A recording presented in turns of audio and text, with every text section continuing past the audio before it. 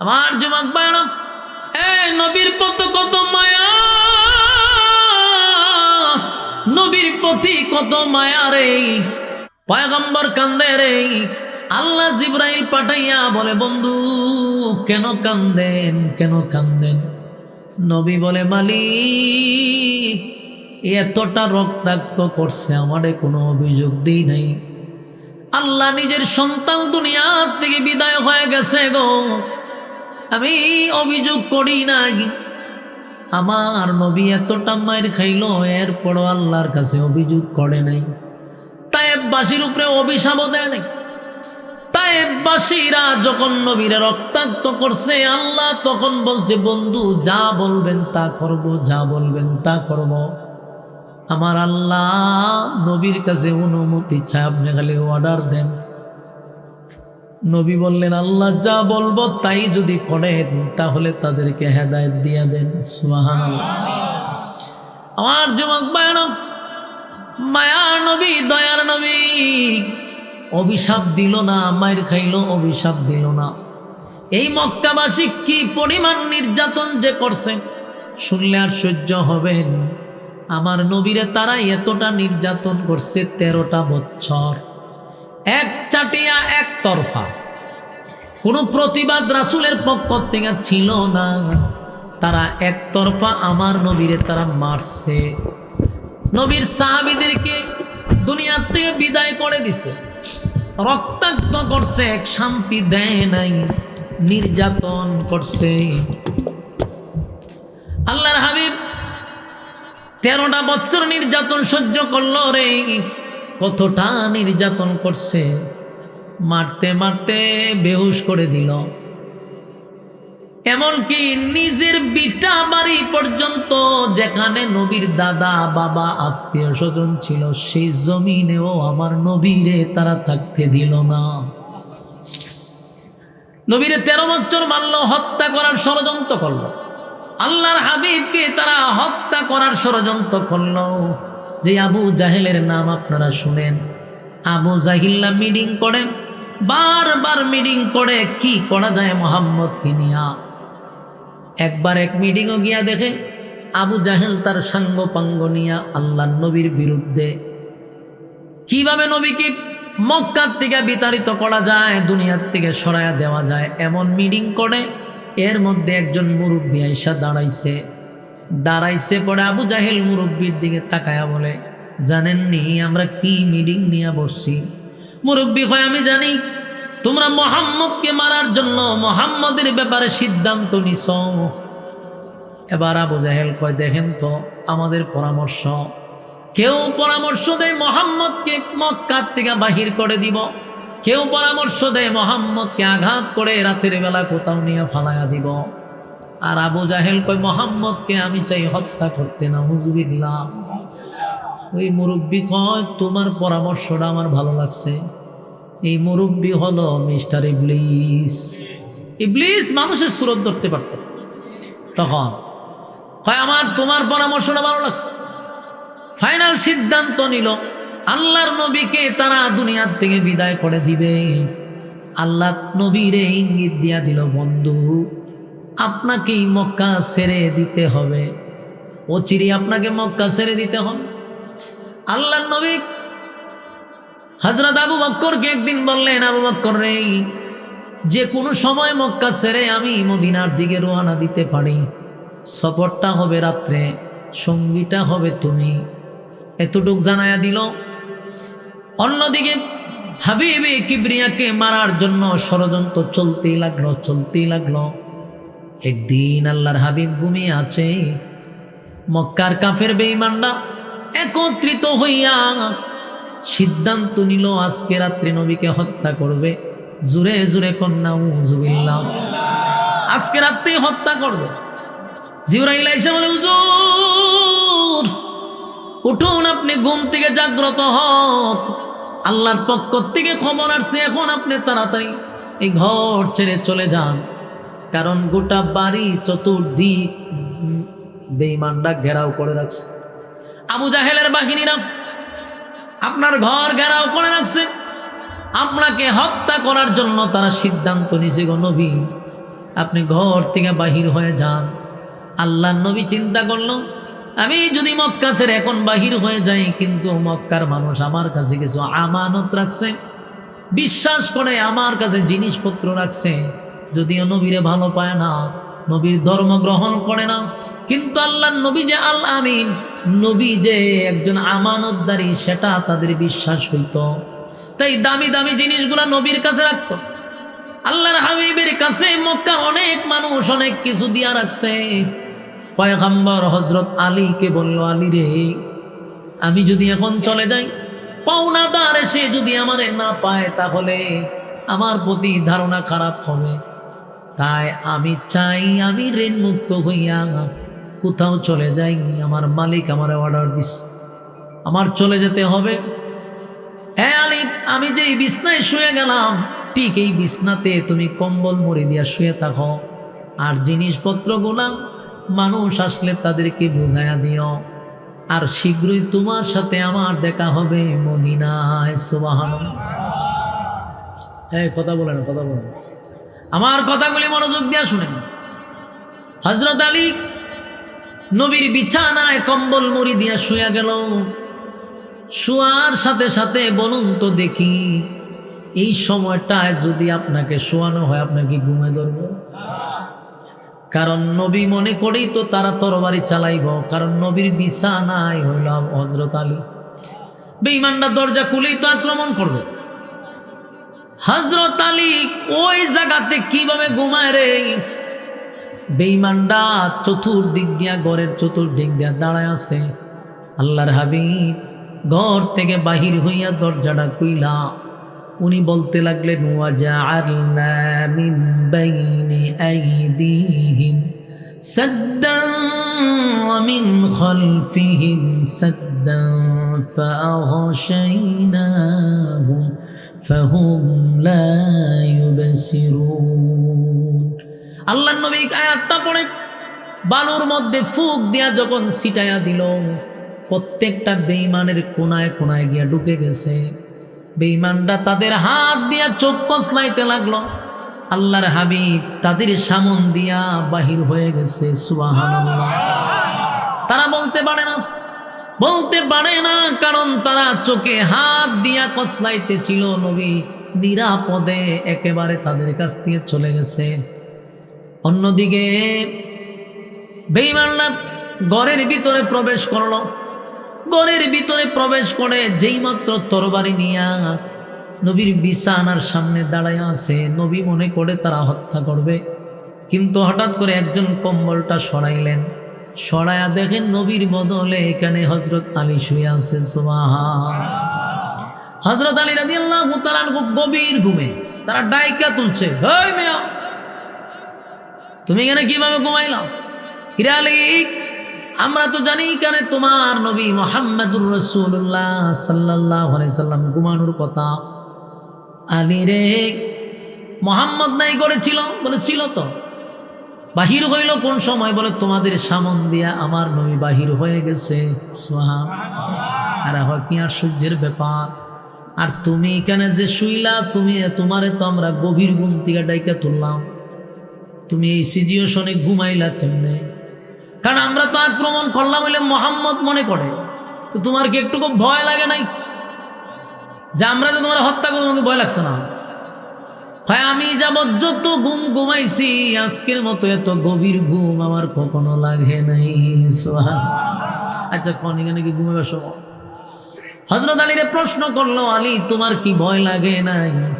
হযরত আলী কয়, হ্যাঁ ভয় লাগার কথা, কিন্তু আমার লাগে নাই। তার কারণ আছে। বলে কেন? আমার নবী মন যখন ঘর থেকে বাহির হয়, তখন আমারে বলছে কেন শুয়ে থাকার জন্য, মানুষের আমানত গুলা ফিরাইয়া দেওয়ার জন্য। আর নবী যাওয়ার সময় একটা কথা বলছে, খুব তাড়াতাড়ি আমার সঙ্গে মদিনায় দেখা হবে। সুবহানাল্লাহ। আল্লাহর নবী যেহেতু বলছে মদিনায় দেখা হবে রে, তাহলে পৃথিবীর সমস্ত শক্তিও আমাকে মারতে পারবে না। এটা আমার বিশ্বাস আর ইয়াকিন। তাই আমি চিন্তা করেছি, নবী বলছে আমার সাথে মদিনায় দেখা করবে, তার মানে আমার কেউ মারবে না, আমি মরবো না, এটা নিশ্চিত হয়ে গেছে। তাই আমি গভীর ঘুমাইছি। আমার যুবক ভাইরা, অন্যদিকে হাবিবে কিবরিয়া আবু বকরের দরজায় গিয়া যখন নাড়া দিলেন, একটা ছোট্ট করে ডাক দিলেন, আবু বকর। আবু বকর দরজার ওপার থেকে ডাক দিয়া বলেন, লাব্বাইক ওয়া সাদাইক ইয়া রাসূলুল্লাহ। আল্লাহর নবী আশ্চর্য হয়ে গেছে, আমি এত ছোটভাবে তোমার ডাক দিলাম, জোরে ডাক দেই নাই, দরজায় বড় কোনো আঘাত করি নাই। আবু বকর রে, তুমি কি আমার জন্যই দাঁড়ায়া ছিলা? আবু বকর বলে, হুজুর, আজ থেকে কয়েক মাস আগে একদিন আমার আপনি বলেছিলেন যে আপনি রাত্রির বেলায় কোনো সফরে যাবেন, সঙ্গীটা হব আমি। সেদিন আমি এই কথা শোনার পরে আজ পর্যন্ত আমার পিঠ বিছানায় লাগাই নাই। আমার যুবক ভাইরা, এই নবীর প্রতি কত মায়া, নবীর প্রতি কত মায়া রে। এই যাবত পর্যন্ত বিছানায় ফিট লাগায় না। আল্লাহর নবীর যদি কষ্ট হয়, নবীর ডাক দিতে গিয়া যদি নবীর কষ্ট হয়ে যায়, নবীর যদি দাঁড়ানো লাগে, তাই আবু বকর বলেন, আমি আর ঘুমাই নাই, প্রতিদিন দরজার সামনে দাঁড়ায় থাকি, কখন আমার নবী আমারে ডাক দেয়। জোরে কোন সুবহান। আমার যুবক ভাইরা, আমার নবী এক বুক ব্যথা লইয়া, কষ্ট লইয়া বিটা বাড়ি ছাড়া করলেন। আমার নবী মক্কা থেকে মদিনায় যেতে চায় না রে। বারবার বারবার বিটা বাড়ির দিকে তাকায় আর খানায় কাবার দিকে তাকাইয়া নবীর চোখ দিয়া পানি ছাড়ে। ডাক দিয়া বলে, কাবারে, মনটা চায় তোর পাশে আমি থেকে যাই, কিন্তু কাবারে, আমি তো তোর পাশে থাকতে পারলাম না, তোর প্রতিবেশীরা আমারে থাকতে দিল না। আমার মায়ের দেশ, আমার বাবার দেশ, দাদার দেশ আমারে থাকতে দিল না। আল্লাহর নবী কান্দে আর বারবার বারবার নবী কানায় কাবার দিকে তাকায়। নবীর সঙ্গে সাহাবীরাও কান্দে। আমার নবী কানায় কাবার দিকে তাকায় কান্দে রে। নবীর মন চায় না খানায় কাবা ছেড়ে দূরে কোথাও যাবে। আল্লাহর নবীর কান্না দেখে বনের পশুরাও কান্দে, কিন্তু বেঈমান আবু জাহেলরা নবীর চিনল না। বেঈমান আবু জাহেলরা চিনল না। মক্কার মানুষ আমার নবীর চিনল না, বনের পশুরা আমার নবীর চিনছে ঠিক না। বনের পশু চিনল ঝারে, চিনল না মানুষ তারে। বনের পশু চিনল ঝারে, চিনল না মানুষ তারে। আল আহাদে ডাকে দিলে তাই, আল আহাদে ডাকে দিলে তাই, কাপের বেদিন পাথর মারে। চিনল না মানুষ তারে। ঠিক নেই? সাউন্ড উঠাও, সাউন্ড উঠাও। ছিল না মানুষ তারে। বনের পশু চিনল ঝারে, চিনল না মানুষ তারে। আবু জাহেল বেরা মন্দ কাজে ছিল সেরা। আবু জাহেল বেরা মন্দ কাজে ছিল সেরা। আকাশ বাতাস কাঁদে যেন,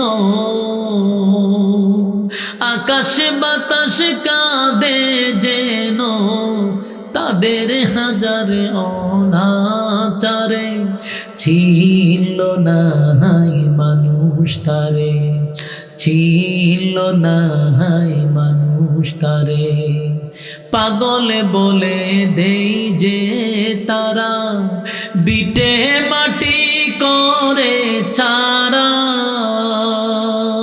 পাগলে বলে দেই যে তারা, বিটে মাটি করে ছাড়া। নানা রকমে দেয় অপবাদ, নানা রকমে দেয় অপবাদ। সান্ত্বনা দে ভারে বারে, ছিল না মানুষ তারে, ছিল না মানুষ তারে। ঠিক নেই? বনের পশুরা ছিল, হরিণী ছিল, বেড়া বকরি ছিল। আমার নবীর চোখের পানি বেড়া বকরিরা সহ্য করতে পারে না। সেই নবীর এতটা নির্যাতন করছে রে, এতটা নির্যাতন করছে, শেষ পর্যন্ত মক্কায় থাকতে দেয় না। অসংখ্য আঘাতের চিহ্ন নবীর শরীর মুবারকে, জীবনে কোনোদিন একটা মশায় কামড় দিল না। আমার নবীর শরীরে মাছি বসলো না, নবীর শরীরে কোনোদিন গোটা হয় নাই, আমার নবীর কোনোদিন খাদ্রানি হয় নাই। এই পবিত্র দেহের মধ্যে বেঈমানরা পাথরের আঘাত করছে, আমার নবীর শরীর দিয়ে রক্ত জড়াইছে, এতটা নির্যাতন করছে। নবী কষ্ট পায়, অভিযোগ দেয় না। নবীর সন্তান চলে গেল, কষ্ট পাইল, স্ত্রী চলে গেল, নবী কষ্ট পাইল, চাচা চলে গেল, কর্মীরা মার খায় রে। এতটা আঘাতে আঘাতে নবী জর্জরিত। এর মধ্যে চাচি নবীরে গালি দেয়, আবে তার বলে গালি দেয়। আল্লাহর কাছে নবী বলেন, মালিক, আমার চাচি হইয়া আমার বিরুদ্ধে আমারে গালি দেয়, আমার চাচি আমার নির্বংশ বইলা গালি দেয়। আল্লাহ তখন ডাক দিয়া কয়, বন্ধু কান্দেন না, চোখের পানি আপনি মুছেন, আপনারে কেউ সান্ত্বনা দেওয়ার দরকার নাই। আমি আল্লাহ আপনারে সান্ত্বনা দিলাম, আমি আল্লাহ আপনারে খুশি করলাম, আপনার পক্ষে আমি প্রতিবাদ করলাম। এই মুহূর্তে সূরা কাউসার নাজিল করে আল্লাহ বলেন, 1 নাম্বার হলো বন্ধু, বন্ধু আপনার 4টা সন্তান আমি নিয়ে গেছি, আপনার 4টা সন্তান যে আমি নিয়ে গেলাম, বন্ধু আপনাকে কষ্ট দেওয়ার জন্য নয়, কারণ আপনার সম্মান বাড়ানোর জন্য, বন্ধু আপনার ইজ্জত বাড়ানোর জন্য আমি আপনার 4টা সন্তানকে নিয়ে গেলাম। আর বাবা হিসাবে আপনার মনে যে আমি আল্লাহ কষ্ট দিলাম, যদিও আমি নিছি, আমি দিছি, বাবা হিসাবেও আপনার কষ্ট আছে। 4টা সন্তান আপনার নিয়ে গেলাম। এই 4টা ছেলে যদি আপনার থাকতো, আপনার বিরুদ্ধে কেউ কথা বললে প্রতিবাদ করতো গো। এটাই তো মক্কার মানুষ বলে। তাহলে শুনেন বন্ধু, 4 সন্তান নিলাম, বিনিময়ে আপনারে আমি কোটি কোটি কোটি রুহানি সন্তান দান করলাম। আমার যুবক ভাইরা, আমরা হলাম নবীর রুহানি সন্তান, আমরা হলাম নবীর রুহানি সন্তান। যদি নবীর ছেলে বেঁচে থাকতো, তাহলে নবীরে কেউ গালি দিলে প্রতিবাদ করত। আল্লাহ কয়টা তো 4টা ছেলে দিছিলাম, নিলাম 4টা, কিন্তু কোটি কোটি কোটি কোটি রুহানি সন্তান দিয়া কিয়ামত পর্যন্ত, নবীজি কিয়ামত পর্যন্ত বন্ধু আপনার বিরুদ্ধে কেউ কথা বললে, আপনার রুহানি সন্তানরা পৃথিবীর যেই কোনো প্রান্তে থাকুক, আপনি নবীর জন্য তারা জীবন দিবে। ঠিক কিনা বলেন? হ্যাঁ, আজ পর্যন্ত যদি নবীর বিরুদ্ধে কেউ কথা বলে রে, নবীরে যদি কেউ গালি দেয়, প্রতিবাদ কিন্তু আমরা করি। প্রতিবাদ শুধু করি না, আমাদের অনেক আহলে হক ওলামায়ে কেরাম নবীর ইজ্জত রক্ষার্থে শাহাদাত বরণ করছে, নবীর জন্য জীবন দিছে, নবীর জন্য জীবন দিছে। আমার যুবক ভাইরা, হাবিবে কিবরিয়া মক্কা মদিনা ছেড়ে দেওয়ার পরে ওই যে আল্লাহ নবীরে কি সুন্দর সান্ত্বনা দিল, বন্ধু কান্দেন না, বন্ধু কান্দেন না, কিয়ামত পর্যন্ত আপনার বিরুদ্ধে কেউ কথা বললে আপনার রুহানি সন্তানরা তার প্রতিবাদ করবে। প্রতিবাদ করেনি? জিলাপি গোষ্ঠী ছাড়া সবাই প্রতিবাদ করে, কথা হয় না? সিন্নিকুর খাট পূজারি মাজার পূজারি ছাড়া সবাই প্রতিবাদ করে। এই খাট পূজারি মাজার পূজারি সিন্নিকুরদেরকে আপনারা চিনে রাখবেন। আমি এতদিন এত কঠোর ছিলাম না, এখন থেকে খুব ভয়ঙ্কর এদের ব্যাপারে কঠোরতা আমি পদক্ষেপ নিয়েছি। কারণ আল্লাহর সামনে গালি দেওয়ার পরে যে ব্যক্তি কয় বাউলরে জেল নেওয়ার কারণে অপরাধ করছে, এর সাথে আমাদের কোনো ধরনের কোনো চুক্তি চলে না, এর সাথে কোনো আপোষ চলে না। আমরা যা বুঝার বুঝছি, যা বুঝার আমরা বুঝে গেছি যে এরা বড় বাউল, এরা ছোট বাউল, এটাও ফাউল, এটাও ফাউল। এরা কিসের আবার এদেরকে আলেম বলবেন আপনারা? নষ্ট বষ্টডিরে কে আলেম বলতেন? প্রতিবাদ করছে এখনটা বাউলদের বিপদে কোনো কথা বলতে দেখছেন? বলে নেই। তাই আমার কথা হলো, কিয়ামত পর্যন্ত এক শ্রেণীর মানুষ নবীর বিরুদ্ধে কথা বললে দাঁড়িয়ে যাবে, জীবন দিবে কিয়ামত পর্যন্ত। নবীর রুহানি সন্তানরা নবীর ইজ্জত রক্ষার্থে জীবন দিবে কি দিবে না? নবীর রুহানি সন্তান কিয়ামত পর্যন্ত আছে। আল্লাহ কয় নিলাম তো মাত্র 60 জন, আপনারা দিছি খুশি করছি হাজার হাজার হাজার রুহানি সন্তান দিয়ে। আপনি কাঁদেন না, ওই যে নবীর সান্ত্বনা দিল। আপনারা শুরুতে কয়টা পয়েন্ট করছিলাম? 3টা পয়েন্ট, সান্ত্বনা, খুশি, প্রতিবাদ। ইয়াদ আছে তো? আল্লাহ প্রথমে সান্ত্বনা দিল, বন্ধু 4 জন সন্তান নিলাম গো, আপনারে হাজার হাজার কোটি রুহানি সন্তান দিলাম, আপনার নাম, আপনার সুনাম, আপনার ইজ্জত রক্ষার জন্য আপনার রুহানি সন্তানরা জীবন দিবে। সুবহান, সান্ত্বনা দিছে। 2 নাম্বার হলো নবীরে খুশি করল। আল্লাহ সূরা কাউসার নাজিল করে জানায়া দেয়, ইন্না আ'তাইনাকাল কাউসার। আল্লাহ বলেন, বন্ধু মন খারাপ করবেন না, আপনি মনে কষ্ট পাবেন না। আদম থেকে নিয়া ঈসা রূহুল্লাহ পর্যন্ত লক্ষাধিক নবী রাসূল দুনিয়াতে আসছে গো নবী, কাউরে কিন্তু আমি কাউসার দান করি নাই, আপনি নবীরে আমি কাউসার দান করলাম। সুবহান। আমার নবীরে একটা গিফট করার পরে নবী খুশি হয়ে গেল। মানুষ খুশি করে কোন সময়? কিছু দিয়া, কথা হয় না? আপনার জন্য যদি কেউ হাদিয়া নিয়ে আসে আপনি বেজার না খুশি? আল্লাহ তার বন্ধুর জন্য হাদিয়া পাঠাইল, ইন্না আ'তাইনাকাল কাউসার, নিশ্চয়ই বন্ধু আপনাকে আমি কাউসার দান করলাম, কাউসার দান করলাম। আমার নবী খুশি না বেজার? আল্লাহ নবী তখনই মুস্কি হাসি মারছিল। সাহাবায়ে কেরাম আশ্চর্য হইয়া কয়, কান্নার মাঝখানে কিসের হাসি? আল্লাহ নবী বলেন, সাহাবীরা রে, আমার মালিক আমার এমন এক জিনিস গিফট করছে যা দেখে আর শুনে আমি আশ্চর্য হয়ে গেছি, আনন্দে আমি হাসি থামায়া রাখতে পারি নাই। জোরে কোন সুবহান। আল্লাহ বলে, বন্ধু আদম নবীকে আমি কাউসার দেই নাই, এই ইব্রাহিম খলিলুল্লাহকে কাউসার দেই নাই, মুসা কালিমুল্লাহকে আমি কাউসার দেই নাই। বন্ধু কাউসার আপনারে দিলাম। এই কাউসার, হাউজে কাউসার সাধারণ কোনো গিফট নয়, সাধারণ কোনো পুরস্কার নয়। আল্লাহর নবী বলেন, হাউজে কাউসারের এত দাম, কোনো বান্দা বান্দি যদি একবার 1 পেয়ালা পানি পান করতে পারে আর কোনোদিন 50,000 বছরের ভিতরে পানির পিপাসাটাও লাগবে না। সুবহানাল্লাহ। এই পানির এত দাম, এত দাম, এত দাম। হাসরের মাঠে গেলে বোঝা যাবে এই পানির কত দাম রে।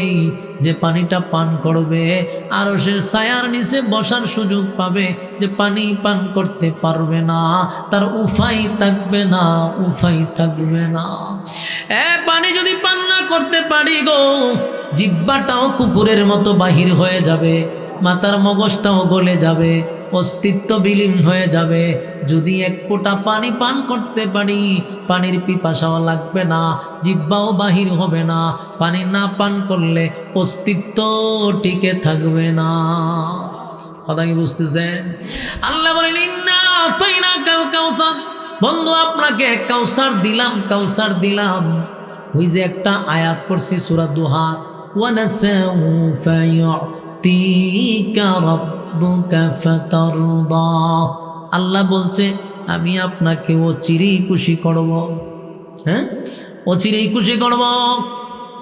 আমার যুবক ভাইরা, এই ওয়া নাসাউফা ইউতিকা রাব্বুকা ফাতারদার 3টা ব্যাখ্যা হতে পারে। 1 নাম্বার হলো আল্লাহ তার বন্ধুরে অচিরেই খুশি করবে, তার ইঙ্গিত হতে পারে মক্কা বিজয়কে কেন্দ্র করে। 2 নাম্বার, আল্লাহ তার বন্ধুরে বাইতুল মুকাদ্দাস নিছে, আল্লাহ তার বন্ধুরে সিদরাতুল মুনতাহায় নিছে, আরশে আজিমে নিছে, ইনভাইট করছে বন্ধুরে বন্ধুর বাড়িতে। সেই ওয়ালা সাউফা ইউতিকা রাব্বুকা ফাতারদা, খুব শীঘ্রই আপনাকে খুশি করব। তার মানে হতে পারে বন্ধু আপনারে আমি ইনভাইট করলাম আরশে আজিমে সুবহা। আরেকটা কারণ হতে পারে ওয়ালা সাউফা ইউতিকা রাব্বুকা ফাতারদা, এর একটা ব্যাখ্যা হতে পারে বন্ধু কিয়ামতের কঠিন ময়দানে সবাই যখন ইয়া রব্বি নাফসি বলবে, আমি আল্লাহ আপনাকে সুপারিশের মালিক বানায়া দিব। জোরে কোন সুবহান। আমার যুবক ভাইরা, আল্লাহর হাবিব চোখের পানি ছেড়ে দিয়া কান্দে। আল্লাহ তখন সূরা কাউসার নাজিল করে, বন্ধু রে বন্ধু সান্ত্বনা দেয় রে। আল্লাহ কয় আমার বন্ধু দুনিয়ায় থাকতে কতটা মার খাইল, 13 বছর একসাথে মার খাইল, রক্তাক্ত হইল, গালি শুনল। দেখবেন দুনিয়ার দল করতে গিয়া যদি কেউ মার খায়, বিএনপির মানুষ যদি আওয়ামী লীগের কাছে মার খায়, বিএনপি যদি ক্ষমতাত আসে, যে আওয়ামী লীগের কাছে মার খাইছে তার প্রমোশন বাড়বে না কমবে? কেন বাড়বে? কারণ দলের জন্য মার খাইছে। কথা কয় না? দলের জন্য মার খাইছে রে, দলের জন্য চেষ্টা করছে, তাই দল ক্ষমতায় গেলে তারে ভ্রমণ করার সুযোগ দেয়। কথা কয় না? দল তারে ভ্রমণ করার সুযোগ দেয়, দল তারে বিভিন্ন দেশে ঘোরার সুযোগ করে দেয়, কয় তুমি একটু এনজয় করে আসো। দলের জন্য বহু মার খাইছো, বহু মার খাইছো, দলের জন্য তুমি অনেক ক্লান্ত, দলের জন্য অনেক গালি শুনছো, রাষ্ট্রীয়ভাবে তোমারে এনজয় করার জন্য সুযোগ করে দিলাম। দেখবেন নেতারা এনজয় করার জন্য চীন, জাপান, আমেরিকা, তারপরে চলে যায় থাইল্যান্ডে ঘোরার জন্য, চলে যায় সিঙ্গাপুরে। এর উদ্দেশ্য হলো এনজয় করতে গেছে। নেতারা এনজয় করে সাগরের পাড়ে ঘুমাইয়া ঘুমাইয়া বোতল টানে রে, আর ডান্স তো পাগলু ডান্স দেখে ঠিক নেই। নেতারা কি এনজয়টা না করে, 2টা বোতল লইয়া টানে, হুররা চতুর্দিকে নাচানাচি করে। এটা হলো আমাদের এলাকা আর আমাদের দেশের নেতাদের এনজয় করা। কথা হয় না দি? আল্লাহ কয় দুনিয়ার নেতারা দুনিয়ায় মার খাইলে তার প্রমোশন বাড়ে, দুনিয়ায় ভ্রমণ করার সুযোগ পায়।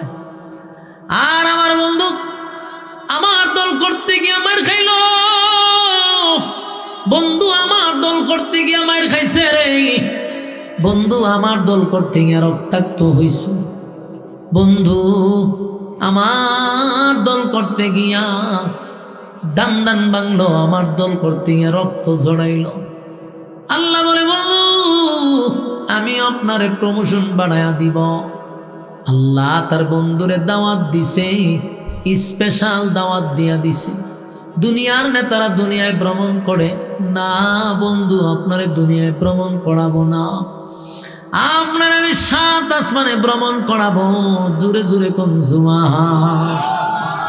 এবার আল্লাহর নবীকে জিবরাইল সফর সঙ্গী বানাইয়া মক্কা থেকে এক লাফে চলে গেল বাইতুল মুকাদ্দাস।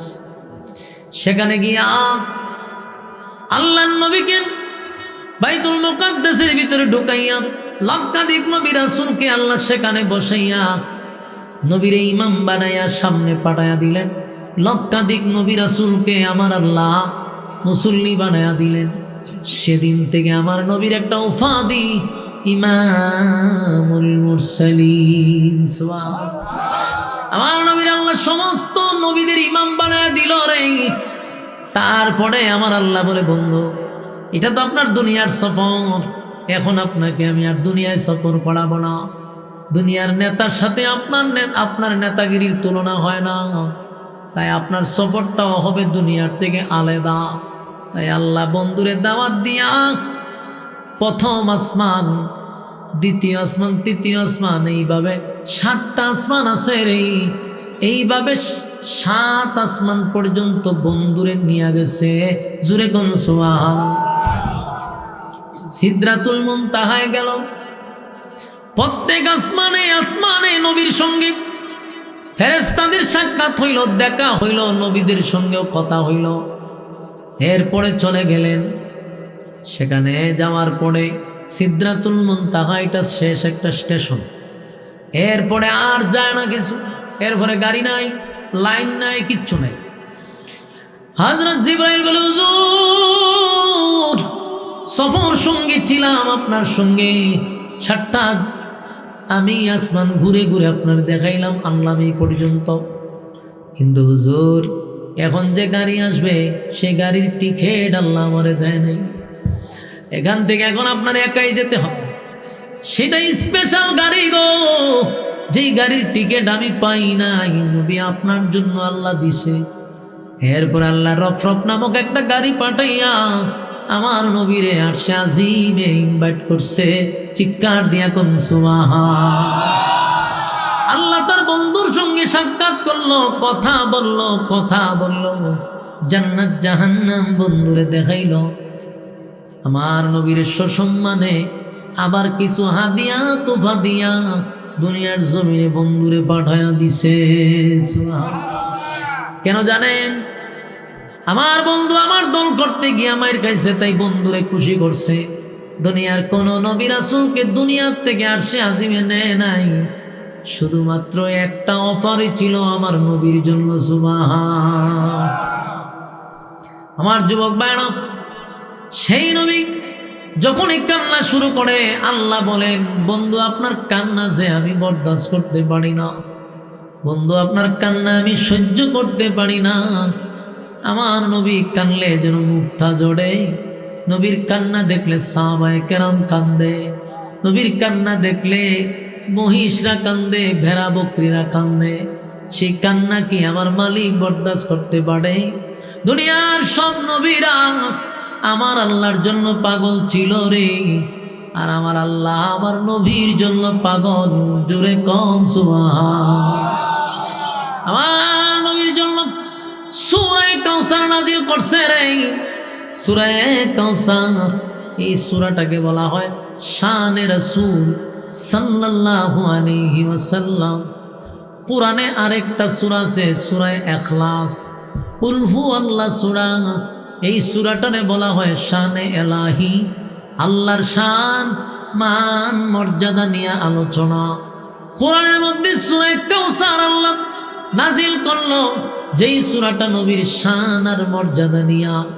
আমি বিদ্যাকুটের ভাই বাবাদের উদ্দেশ্যে একটা কথা বলতে চাই। নবীর শান মান বর্ণনা করার জন্য কি কাল্পনিক গল্পের দরকার আছে? গাঁজাখুরি বক্তব্যের দরকার আছে? আমার আল্লাহ তো আমার বন্ধুর আলোচনার জন্য সূরা কাউসার নাজিল করছে, সূরা দুহা নাজিল করছে। অসংখ্য গণিত সূরা আছে যেই সূরার মধ্যে নবীর গুণ কীর্তন তুলে ধরছে, অথচ বাপ দাদার কাল্পনিক গল্প বলে বলে কুতাইতে কুতাইতে আর কেতকুতানি দিতে দিতে মাহফিল শেষ করে। ওয়াজের নামে শুরু করে বন্ডামি, জিকিরের নামে বন্ডামি, নাচানাচির নামে বন্ডামি। ওয়াজ মাহফিলটার একটা যাত্রা ফালা বানাইছে। এই বাউলটা যখন মঞ্চে গান গাইতো, এরকম বাউলদেরকে পাঠাইছে এখন ওয়াজের মঞ্চে। এই ওয়াজের মঞ্চটা তারা একেবারে একটা যাত্রা ফালার মতো বানাইছে। ফুসা গজে পরে তো বোঝা যায় যাত্রা ফালার থেকে আইছে। কথা হয় না? লাল্লির বাতি ধরায় আয়, ওরে বাবা রে বাবা, টিকলি মিকলি লাগায় কত কিছুতে লাগায়। ওরে বাবা রে বাবা, বেটেনতে লাল কাপড় পরা হইল মহিলাদের জন্য, পুরুষের জন্য লাল কাপড়, এটা মাকপুর, এটা ফরজ করে তুই।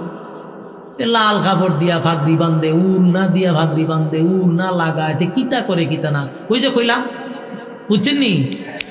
ই তালের যা বুঝার বুঝ জানেন আপনারা, এ তো হেই তালের লোক এখানে ঢুকছে।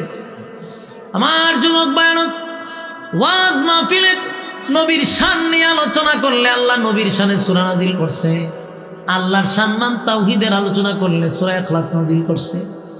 সূরা 114টা আছে, একটা সূরা নিয়ে আপনি আলোচনা করেন। কিন্তু ভাই, ওয়াজের নামে যা বন্ডামি শুরু হয়েছে, এটার কারণে আজকে গোটা বিশ্বের কাছে মুসলমান লাঞ্ছিত, মুসলমান লজ্জিত। ইসলামটারে মানুষ মনে করে এটাই বুঝি ইসলাম। এরারই তালবাহানা দেখলে মানুষ মনে করে এটা নাম বুঝি ইসলাম। কথা কই না দি? আমার যুবক ভাইরা, আল্লাহ রাব্বুল আলামিন তার বন্ধুরে খুশি করার জন্য সূরা কাউসার নাজিল করে প্রথম সুসংবাদটা কি শোনাইছে? আপনারে আমি কাউসার দান করলাম বন্ধু, আমি কিন্তু আদমরে দান করি নাই, বন্ধু আমি কিন্তু ইব্রাহিমরে দান করি নাই, বন্ধু আপনারে কাউসার দিলাম। তাহলে প্রথম নাজিল করে বন্ধুরে খুশি করে দিল। জুরে কোন সুবহানাল্লাহ।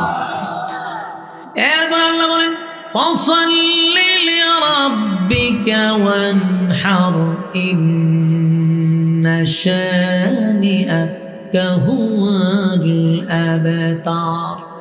আল্লাহ বলেন আপনি আপনার রবের জন্য কুরবানি করেন আর সালাত আদায় করেন, কুরবানি করেন আর সালাত আদায় করেন। আপনি আল্লাহর রাস্তায় কুরবানি করেন। শুধু গরু জবাইয়ের কথা এখানে উল্লেখ করা হয় নাই, কুরবানি অনেক কিছুকে বোঝায়। আল্লাহর রাস্তায় কুরবানি করেন। একটা মাদ্রাসা দিছেন, এটাও আল্লাহর রাস্তায় কুরবানি করলেন। একটা দ্বীনি প্রতিষ্ঠান করলেন, আল্লাহর রাস্তায় কুরবানি করলেন। মানুষকে সাহায্য করলেন, যে কোনো জায়গায় আপনি দান সদকা করলেন, সবগুলাকে মিলাইয়ে কুরবানি বলা হয়। আল্লাহ বলেন বন্ধু আপনার রবের জন্য আপনি কুরবানি দেন আর সালাত আদায় করেন। সুবহানাল্লাহ। এখানে হাউজে কাউসারের পাশে সালাত কেন রাখলো? বোঝা গেল রে হাউজে কাউসার পান করবে কারা জানোনি? যারা সালাত আদায় করবে তারাই তো আমার নবীর বরকতি হাতের পানি পান করবে। কোনো বেনামাজিকে আমার আল্লাহ এক ফোঁটা পানিও নবীর হাতে পান করাবে না। কথা কি বুঝতেছে? এবার আসুন পরের আয়াতে আল্লাহ বলেন ইন্না শানিআকা হুয়াল আবতার। আল্লাহ কিন্তু এই জায়গায় প্রতিবাদ করছে। এই যুবক ভাইরা, প্রথম সূরা নাজিল করে আল্লাহ নবীরে খুশি করল, এরপরে সান্ত্বনা দিল, এখন আবার নবীর পক্ষে প্রতিবাদ করতেছে। ইন্না শানিআকা হুয়াল আবতার। নিশ্চয়ই তারা আবেতার, তারা আবেতার। তারা কারা রে? যারা আমার নবীর আবেতার কইছে। কথা হয় না? এই নবীর আবেতার বলছিল, নবীর চাচি নবীর আটকুরা বলছিল, লেস কাটা বলছিল। মক্কার মানুষ কেউ প্রতিবাদ করে নাই, নবীরে কেউ সান্ত্বনা দেয় নাই। কিন্তু আল্লাহ বলে বন্ধু ইন্না শানিআকা হুয়াল আবতার। নিশ্চয়ই তারা আবেতার, তারা নির্বংশা, তারা লেস কাটা। কারণ আমি আল্লাহ ওই যে আমি বলছিলাম প্রতিবাদ করছে, নবীরে খুশি করলো, সান্ত্বনা দিল, এখন প্রতিবাদ। এরা কয় নবী আটকুরা, আর আল্লাহ কয় নিশ্চয়ই তারা আটকুরা। সুবহানাল্লাহ। আল্লাহ তার বন্ধুর পক্ষ হইয়া প্রতিবাদ করে রে, নবীর পক্ষ হইয়া প্রতিবাদ করে, নবীর পক্ষ হইয়া প্রতিবাদ করে। আল্লাহ কয় নিশ্চয়ই তারা আবেতার, তারা লেস কাটা, তারা নির্বংশা। কারণ নবী গো আপনি দুনিয়া থেকে বিদায় হয়ে গেলে আমি আল্লাহর নাম থাকবে যতদিন, আপনি নবীর নাম থাকবে ততদিন। এই জমিন থেকে আপনার নাম মুছে যাবে না, এই নবীর নাম জমিন থেকে মুছবে না।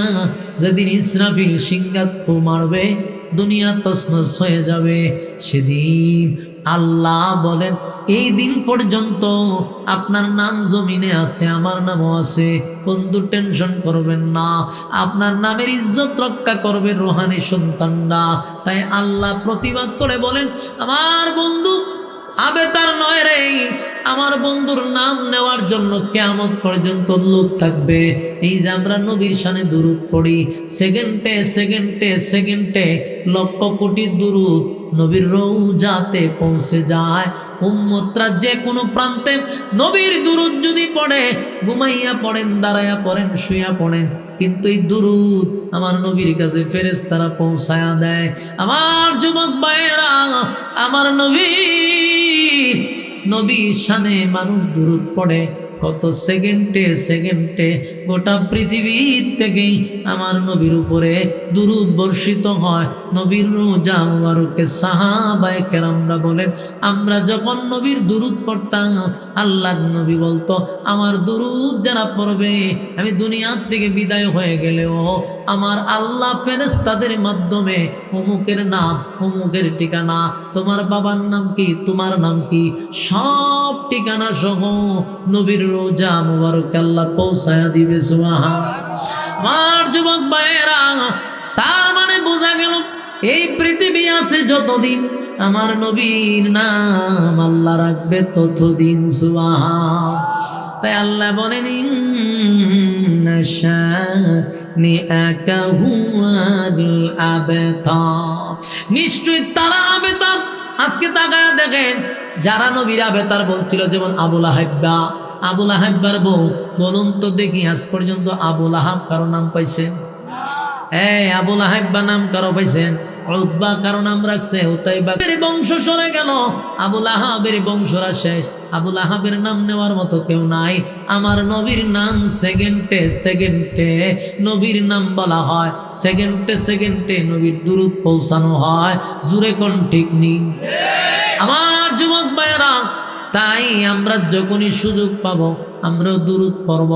একবার দুরূদ পড়লে 10টা নেকি, একবার দুরূদ পড়লে 10টা গুনাহ মাফ, একবার দুরূদ পড়লে 10টা রহমত বর্ষিত হয়। জুরে কোন সুবহান।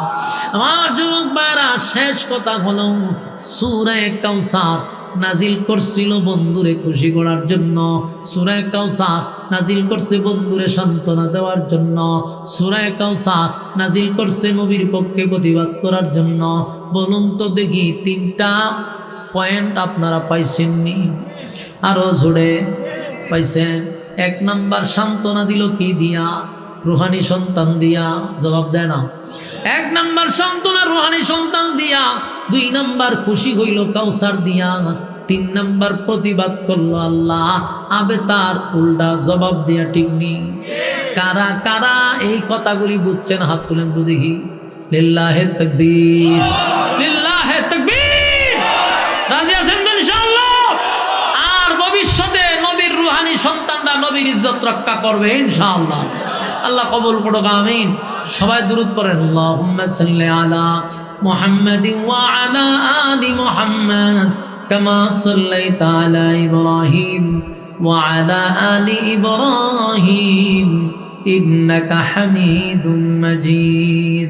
আল্লাহুম্মা সাল্লি আলা মুহাম্মাদিন ওয়া আলা আলি মুহাম্মাদ কামা সাল্লাইতা আলা ইব্রাহিম ওয়া আলা আলি ইব্রাহিম ইন্নাকা হামিদুম মাজিদ।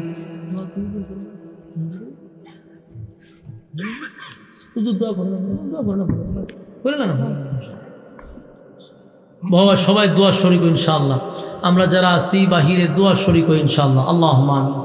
আলহামদুলিল্লাহি রাব্বিল আলামিন ওয়াসসালাতু ওয়াসসালামু আলা সাইয়্যিদিল আমবিয়াই ওয়াল মুরসালিন ওয়া আলা আলিহি ওয়া সাহবিহি আজমাইন।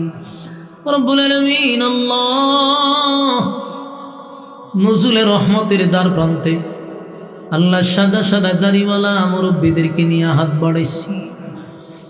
আল্লাহ আমার নওজোয়ান কিছু তরুণ যুবক ভাইদেরকে নিয়ে হাত বাড়াইছি। আল্লাহ কত হাজী সাহেবদেরকে নিয়ে হাত বাড়াইছি। আল্লাহ কত নওজোয়ান আমার আলেম উলামাদেরকে নিয়ে হাত বাড়াইছি। জাতির শ্রেষ্ঠ সন্তান, জাতির রাহবার আলেমদেরকে নিয়ে হাত বাড়াইছি। পর্দার আড়ালে মা বোনদেরকে নিয়ে হাত বাড়াইছি। আমি গুনাহগার, নাগান্দা, নাফরমান, নালায়েক ও যোগ্য আপনার দরবারে হাত বাড়াইলাম। আল্লাহ আমাদের জীবনের সগীরা কবিরা ইচ্ছা অনিচ্ছা দেখাইয়া না দেখাইয়া অঙ্গ পতঙ্গর দ্বারাই যত গুনাহ করছি মেহেরবানি করে গো জিন্দেগির গুনাহ মাফ করে দেন। আল্লাহ বাকি জিন্দেগি যতদিন বাঁচায় রাখবেন ইহদিনাস সিরাতাল মুস্তাকিম, সঠিক সরল রাস্তার উপরে চলার তৌফিক দেন। যেমনে চললে আপনি মালিক খুশি ওইভাবে জীবনটাকে পরিচালনা করার তৌফিক দেন। বাকি জিন্দেগি যতদিন বাঁচায় রাখবেন আপনার হুকুম রাসূলের তরিকা অনুযায়ী চলার তৌফিক দেন। শয়তানের ওয়াসওয়াসা থেকে হেফাজত করেন। শয়তানের চক্রান্ত থেকে হেফাজত করেন আল্লাহ। বিশেষ করে মানুষ শয়তান থেকে হেফাজত করেন আল্লাহ, মানুষ শয়তান থেকে হেফাজত করেন, জিন শয়তান থেকে হেফাজত করেন আল্লাহ। আমাদের ঘরের বিবি বাচ্চাগুলারে নেককার বানায়া দেন আল্লাহ, আমাদের সন্তানগুলাকে নেককার বানায়া দেন আল্লাহ। আমরা যারা হাত বাড়াইলাম, বিশেষ করে এই এলাকার আল্লাহ বিদ্যাগড়ের এই এলাকায় যত মুসলমান নরনারী কবরে শায়িত আছে আল্লাহ, প্রত্যেকের কবরের আযাব মাফ করে দেন। আমরা যারা হাত বাড়াইছি, আমরাও তামাম জিন্দগির গুনাহ বোঝা লইয়া হাত বাড়াইছি, মেহেরবানি করে মাফ করে দেন। বাকি জিন্দগি যতদিন বাঁচায় রাখবেন, ইহদিনাস সিরাতাল মুস্তাকিম, সঠিক সরল রাস্তার উপরে চলার তৌফিক দেন আল্লাহ। বিশেষ করে আমরা যারা হাত বাড়াইলাম, এই মাহফিলটা যারা করলো, বিদ্যাকূটের মধ্যে যারা এখানে হাত বাড়াইছে আল্লাহ, যারা হাত বাড়াইলো আমার ডাইনে এবং বামে, সামনে এবং পিছনে, এই এলাকায় যত মুসলমান নরনারী কবরে শায়িত আছে প্রত্যেকের সব পৌঁছায় দেন আল্লাহ। আমাদের মধ্যে অনেকের মা নাই, বাবা নাই, দাদা নাই, দাদি নাই, কবরে গেছে, তাদের কবরের আযাব মাফ করে দেন আল্লাহ। আমাদের মধ্যে অনেকের আল্লাহ, আমাদের মধ্যে অনেকের স্ত্রী সন্তানও হারাইয়া আল্লাহ ঘরের মধ্যে আছে, এমন ব্যক্তিকে আপনি আল্লাহ ধৈর্য ধারণ করার শক্তি দেন আল্লাহ। আমাদের মধ্যে অনেক অসুস্থ আছে, আমাদের মধ্যে যারা অসুস্থ আছে তাদেরকে শিফা দান করেন। আমাদের মধ্যে অনেক মা বাবা বেঁচে আছে, হায়াতে আমলে বরকত দিয়া দেন আল্লাহ। আমরা যে যে সমস্যার মধ্যে জর্জরিত, সমস্যাগুলি সমাধান করে দেন আল্লাহ। আমরা কেউ অভাবে আছি, অভাব দূর করে দেন। কেউ ঋণগ্রস্ত আছি, ঋণ থেকে মুক্তি দেন। কেউ অসুস্থ আছি, শিফায়ে কামেলা জেলা দান করেন আল্লাহ। আমরা যারা যে সমস্যার মধ্যে আছি আপনি সমাধান করে দেন আল্লাহ। আমাদেরকে আপনি মহব্বতের বান্দা হিসেবে কবুল করেন আল্লাহ। এই পর্যন্ত আপনার মহব্বতের বান্দারা আরামের ঘুম হারাম করে দীর্ঘক্ষণ সময় প্যান্ডেলে বসে আল্লাহ যেই কথাগুলি বললাম, আর যারা যেই কথাগুলি শুনল, ভুল টুটি মাফ করে দেন, সওয়াবের হাদিয়া মদিনায় পৌঁছায়া দেন আল্লাহ। আমরা যারা হাত বাড়াইছি আপনার দরবারে দরখাস্ত আল্লাহ, আমরা যারা হাত বাড়াইলাম আপনার দরবারে দরখাস্ত, যা বললাম, যা শুনলাম, নবীজির জুতার দোলার বরকতে দুয়ারে কবুল করেন।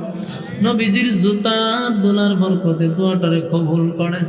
এই এলাকার যে কমিটিরা একত্রিত হইয়া মাহফিলটা করছে, টাকা দিয়া, পয়সা দিয়া, বুদ্ধি দিয়া, শ্রম দিয়া আল্লাহ, এই কমিটি, মসজিদ কমিটিকে আল্লাহ, যুবক বৃন্দদেরকে হায়াতে আমলে বরকত বাড়ায়া দেন আল্লাহ। ব্যবসা বাণিজ্য বরকত বাড়ায়া দেন, খামাই রোজগারে বরকত বাড়ায়া দেন আল্লাহ।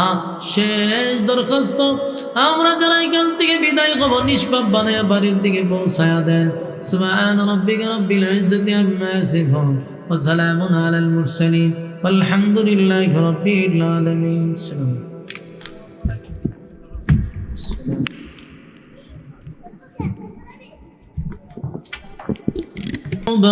سبحان الذي لا يحصى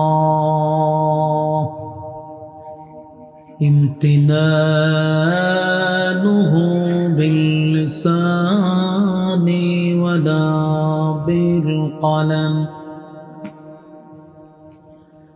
ونشهد أن لا إله إلا الله وحده لا شريك له، واشهد ان سيدنا وسندنا وحبيبنا ومولانا محمدا عبد الله ورسوله، أرسله بالحق بشيرا ونذيرا وداعيا إلى الله بإذنه وسراجا منيرا. أما بعد فأعوذ بالله من الشيطان الرجيم بسم الله الرحمن الرحيم ডিলে হালকা ডিলেটা একটু উঠাই দিন হালকা إنا أعطيناك الكوثر فصل لربك وانحر إن شانئك هو الأبتر صدق الله العظيم দুরূদ শরীফ পড়েন আল্লাহুম্মা সাল্লি আলা মুহাম্মাদিন ওয়া আলা আলি মুহাম্মাদ কামা সাল্লাইতা আলা ইব্রাহিম ওয়া আলা ইন্নাকা হামিদুম মাজিদ اللهم بارك على محمد وعلى آل محمد كما باركت على إبراهيم وعلى إنك حميد مجيد سرے دنیا طے کیا میں مثل دو دیکھا نہیں تیری مانند خوبصورت چاند بھی ہوتا نہیں بلغ العلا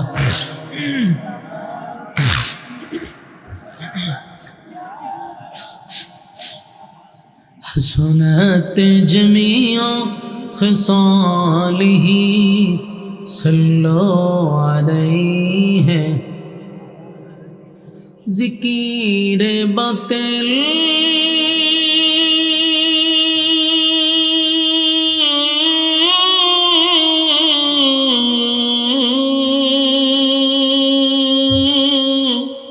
کو ہٹا دے دل سے رب ذکر میں تیرے لگا دے روج شاب لا الہ الا اللہ لا الہ جوڑے لا الہ لا إله إلا الله لا إله لا إله لا إله لا إله إلا الله محمد رسول الله صلى الله عليه وسلم আলহামদুলিল্লাহ ব্রাহ্মণবাড়িয়া জেলার অন্তর্গত বিদ্যাকোট দক্ষিণ পাড়া বাইতুল মামুর জামের মসজিদ কমিটি ও যুবক বৃন্দের উদ্যোগে আয়োজিত বার্ষিক ইসলামী সম্মেলনের সম্মানিত যিনি সভাপতি হযরত মাওলানা মিজানুর রহমান সাহেব দামাত বরকাতুহু ওয়াজ করেছেন আপনাদের সামনে হযরত মাওলানা মুফতি কাউসার আহমদ হাসানী সাহেব দামাত বরকাতুহু আরও অনেক ওলামায়ে কেরাম আপনাদের সামনে নসিহত পেশ করেছেন। আপনারা কথাগুলি শ্রবণ করছিলেন। আলহামদুলিল্লাহ এই পর্যন্ত আপনারা যারা বসে আছেন এবং রাস্তাঘাটে যারা আছেন, দোকানপাটে যারা আছেন, তাদের কাছেও আমি বিনয়ের সাথে বলবো আমরা ফ্যান্ডেলে চলে আসি, কারণ আল্লাহ যদি হায়াতে বাঁচায় রাখে আগামীকাল পর্যন্ত বাচ্চা যদি আমরা থাকি, গল্প আড্ডা আমরা মারতে পারবো, গল্প করার সুযোগ আছে যদি বাচ্চা থাকি, আড্ডা মারার সুযোগ আছে যদি বাচ্চা থাকি। কিন্তু আগামীকাল পর্যন্ত বেঁচে থাকলেও, হায়াত থাকলেও এই মাহফিলটাতে বসার সুযোগ নাই। বাচ্চা থাকলেও সুযোগ নেই, আর বেঁচে থাকলে গল্প করার সুযোগ আছে। তাহলে আপনার আড্ডা এবং গল্প আজকের জন্য বাদ দিয়ে এই বরকতি মজলিসে আলেমদের সহবতে বসে যাই। যতক্ষণ বসা থাকবো নাজালাত আলাইহিমুস সাকিনা, উপর থেকে সাকিনা রহমত নাজিল হবে। ফ্যান্ডেলের ভিতরে যতক্ষণ থাকবো নিরাপদ, গুনাহ হবে না এটাই সম্ভব। ফ্যান্ডেলের বাহিরে গেলে গুনাহ যে হবে এটাও সম্ভব। গুনাহমুক্ত পরিবেশে আমরা বসছি, দীর্ঘক্ষণ সময় আপনারা কাউসার আহমদ হাসানী সাহেবের কথা শুনছিলেন খুব মনোযোগ সহকারে। এখন আমরা মাহফিলের শেষ প্রান্তে চলে আসছি। মোনাজাত দিয়ে বাড়ির যাবই না এরকম নিয়ত আমাদের করতে হবে যে আমরা মোনাজাত দিয়ে বাড়িতে যাব ইনশাআল্লাহ। তাই রাস্তাঘাটে যারা আসি ফ্যান্ডেলের ভিতরে আমরা চলে আসি। সম্মানিত সুধী, মুসলমানের ক্লান্তি লগ্নে আমরা এখানে বসছি। ফিতনা ফাসাদেরই যুগে আমরা দ্বীনি মজলিসে বসছি। আপনারা খুশি না বেজার? শুকরিয়া আদায় করছি আলহামদুলিল্লাহ। লক্ষ কোটি দুরুদ এবং সালাম আল্লাহর সৃষ্টির প্রধান আকর্ষণ জনাবে মুহাম্মদুর রাসূলুল্লাহ সাল্লাল্লাহু আলাইহি সাল্লাম। আপনারা দ্বীনি কথা শোনার জন্য আরামের বিছানা ছেড়ে নরমাল বিছানায় বসছেন। আমিও আপনাদের সামনে মহাগ্রন্থ আল কোরআনের 114 সূরার মধ্যে সবচেয়ে ছোট একটা সূরা, এর চেয়ে কোনো ছোট সূরা নাই। এই সূরাটা আপনাদের সামনে আমি তেলাওয়াত করছি। কিন্তু আশ্চর্য হয়েছি আপনারা মাহফিল আসেন। হবিগঞ্জ থেকে আমি আসলাম, আর আপনারাই এলাকার মানুষ ঘুমতে টিকে আসতে পারলেন না, ঠিক না? হবিগঞ্জ থেকে গিয়ে কষ্ট করে দাওয়াত দিছে, এত দূর সফর করে আসার পরে যদি এই দৃশ্য দেখুন লাগে, বক্তারও কথা বলার আগ্রহ উৎসাহ বাড়ে না।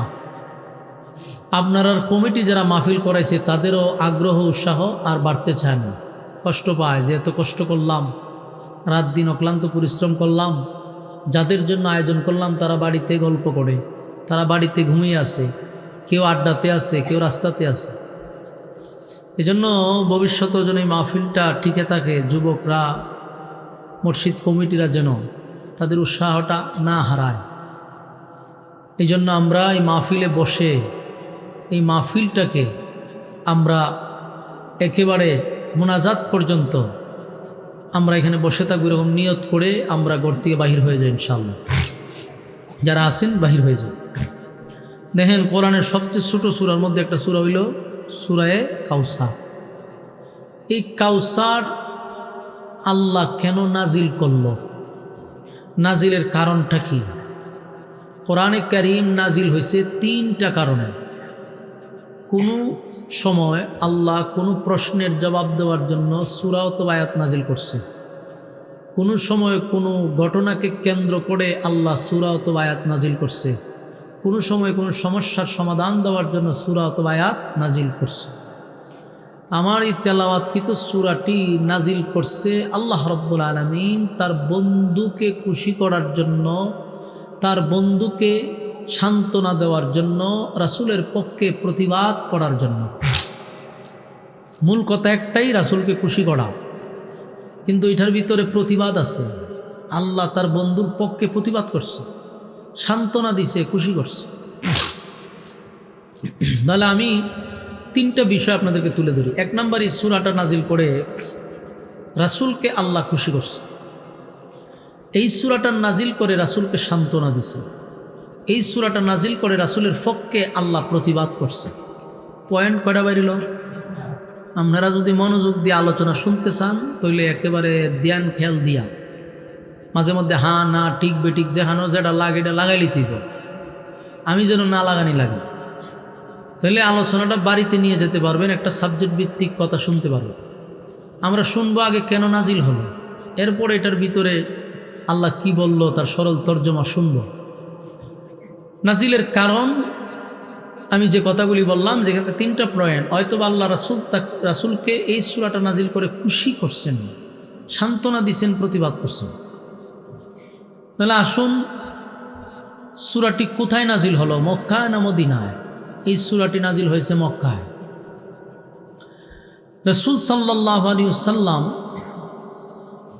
যখন একত্ববাদী খোদার দাওয়াত দেওয়া শুরু করলো, তখন মক্কার মানুষ রাসূলকে বাধা দিল, আন্দোলন করলো, মিছিল মিটিং করলো, মানববন্ধন করলো, বহু কিছু হয়েছে, কিন্তু রাসূলকে কাছ থেকে সরাইতে পারে নাই। বহুভাবে তারা লোভনীয় অফার দিছে, তাও রাসূলকে সরাইতে পারল না। শেষ পর্যন্ত রাসূলকে, আল্লাহ রাসূলের কাছে যারা কালেমা পড়ছে তাদের উপরে নির্যাতন শুরু করলো, নির্যাতনের স্টিম রুলার চাপায় দিল। অপরাধ, কালেমা পড়ছে। প্রথম অংশে যারা কালেমা পড়ছে অধিকাংশ ছিল গরিব, কৃতদাস, গোলাম। তাদেরকে মারলে কেউ প্রতিবাদ করে না, তাদের পক্ষে কেউ দাঁড়ায় না, এই জন্য তাদেরকে মারতে লাগলো। যেমন বেলাল গোলাম, খাব্বাব গোলাম, এরকম অসংখ্য সাহাবী গোলাম ছিল। তাদেরকে মারলে কেউ দাঁড়ায় কথা বলে না, এদের উপরে নির্যাতন চালাইল। আল্লাহর রাসূল সাল্লাল্লাহু আলাইহি সাল্লাম কালেমার দাওয়াত দেয়, মানুষ গালমন্দ করে, কিন্তু টাচ করে না, আঘাত করে না। কেন? এখনো আবু তালেব বেঁচে আছে, এখনো আম্মাজান খাদিজা বেঁচে আছে। আম্মাজান খাদিজা যদিও নবীর স্ত্রী, কিন্তু ওনার একটা মহিলা হইলে ওনার একটা পাওয়ার ছিল। আর যেই কারণগুলি থাকলে মানুষের পাওয়ার থাকে, সবগুলা কারণ আম্মাজান খাদিজার মধ্যে ছিল। যেমন আম্মাজান খাদিজা তৎকালীন সময় একজন শিক্ষিত ছিল, তো স্বাভাবিক আমরা জানি শিক্ষিত মানুষদেরকে মানুষ সম্মান করে, ঠিক না?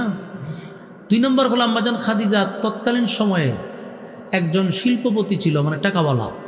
আমরা এটাও জানি যার টাকা আছে তার সুনাম আছে, যার টাকা আছে তার মানুষ সম্মান করে।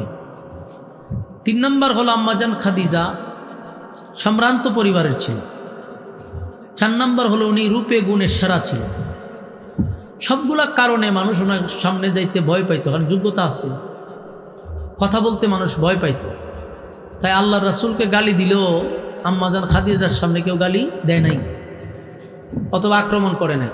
অন্যদিকে রাসূলের আপন চাচা আবু তালেব, যদিও উনি ঈমান আনে নাই, কিন্তু ওনাকে মানুষ ভয় পাইত। কেন? উনি তখন মক্কার কুরাইশের একজন সর্দার ছিল, পাওয়ারফুল নেতা। তাই নেতার সামনে মানুষ কথা বলতো না। এই 2 জন যতদিন জীবিত ছিল রাসূলকে কেউ টাচ করতে পারে নাই। তো ঘটনাটা কি ঘটল? আল্লাহর রাসূলের চাচা মারা গেল, আবু তালেব মারা গেল, মানে রাসূলের একটা সাইড শেষ। এরপরে আম্মাজান খাদিজাও মারা গেল, রাসূলের আরেক সাইড শেষ। শেল্টার দেওয়ার মতো কেউ নাই। যার কাছে সুখের কথা, দুঃখের কথা রাসূল বলতো, সেই স্ত্রী প্রিয়তমা চিরদিনের জন্য চলে গেছে। রাসূলের ভিতরে একটা ব্যথা, চাচাও গেল, স্ত্রীও গেল, মনের মধ্যে কষ্ট আছে না নাই? মক্কার পরিস্থিতি ভিন্ন হয়ে গেল। এখন আল্লাহ রাসূলের বিরুদ্ধে সবাই কথা বলে, সাহস পায়, মারমুখী অবস্থা, কারণ বাধা দেওয়ার তার কেউ নেই। মারমুখী অবস্থায় রাসূল সাল্লাল্লাহু আলাইহি সাল্লাম দেখলো পরিস্থিতি মক্কার ভালো না। এখন কালেমার দাওয়াত নিয়ে গেলে মানুষ খেফা অবস্থায় আছে। রাসূল চিন্তা করলো পরিস্থিতিটা স্বাভাবিক হোক। এখানকার যে পরিস্থিতি, এখন মানুষ মারমুখী, তাহলে আমি আপাতত মক্কায় কিছুদিনের জন্য মক্কা ছেড়ে আমি একটু দূরে যাই, সেখানে গিয়ে কালেমার দাওয়াত দিই, পরিস্থিতি স্বাভাবিক হলে আবার আসবো। এক বুক আশা নিয়ে রাসূল চলে গেলেন তায়েফে। তায়েফে গিয়ে রাসূল কালেমার দাওয়াত দিবে, কিন্তু তায়েফে যাওয়ার পরে আল্লাহর রাসূল সেখানে রক্তাক্ত হয়েছে। তায়েফের মানুষ রাসূলকে এমন আঘাত করছে যে এমন কোনো জায়গা নাই শরীরের যেখান থেকে রক্ত বাহির হয় নাই। এতটা নির্যাতন আল্লাহ রাসূলকে করছে, আঘাতের কারণে রক্ত শূন্য হয়ে গেছে, রাসূল বেহুশ হয়ে পড়ে গেছে। এই আঘাতপ্রাপ্ত হইয়া শরীরে জখম নিয়া আবার ফিরে আসছে কোথায়? মক্কায়।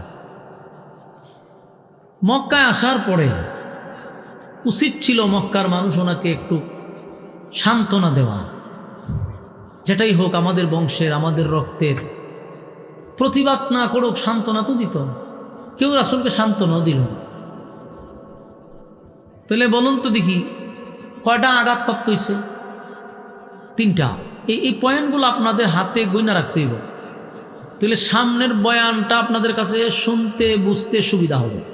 আমি প্রথম পয়েন্ট দিছি শুরুতে, সূরাটা কেন নাজিল হলো এর জন্য 3টা পয়েন্ট দেখাইছি।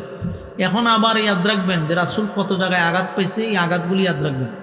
1, স্ত্রী চলে গেছে, চাচা চলে গেছে, নিজে রক্তাক্ত হয়েছে 3টা। 4 নম্বর হলো রাসূল যখন মক্কায় আসছে, আসার পরে চতুর্দিক দিয়ে খবর আসতেছে যে আপনার কর্মীদেরকে জায়গায় জায়গায় নির্যাতন করতেছে, মারতেছে। একজন নেতা হিসাবে কর্মীরা যদি মার খায়, রক্তাক্ত হয়, নেতার কষ্ট লাগবো কিনা? এটা নবীর আরেকটা কষ্ট। কারণ উনি তো এমন একজন নেতা ছিলেন, কর্মীদের ব্যথায় ব্যতীত হয়, কর্মীদের কান্নায় উনি কান্দে। আর আমাদের দেশের নেতারা হলো এসির ভিতরে আমরা থাকব, আর সাধারণ মানুষদেরকে, কর্মীদেরকে পাঠায় দেয় আন্দোলনে, মায়ের খা, গুলি খা, তোরা খাইবি, আমরা এসির ভিতরে থাকবো। কোনো নেতা মরতে দেখছেন?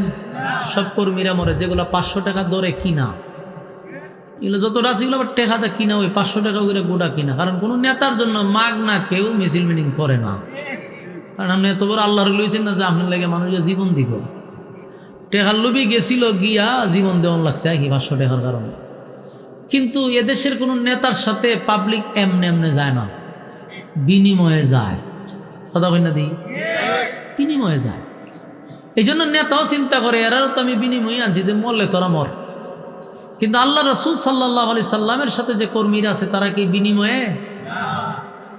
এরা তো নবীর জন্য জীবন দিতে চায়, তাই মার খাইতেছে, রক্তাক্ত হইতেছে। কথা শুনে আল্লাহ রাসূলে আরেকটা আঘাত পাইছে। সমস্ত দিক দিয়ে নবী ব্যথায় ব্যতীত, জর্জরিত। আপনি চিন্তা করেন, স্ত্রী চলে গেল,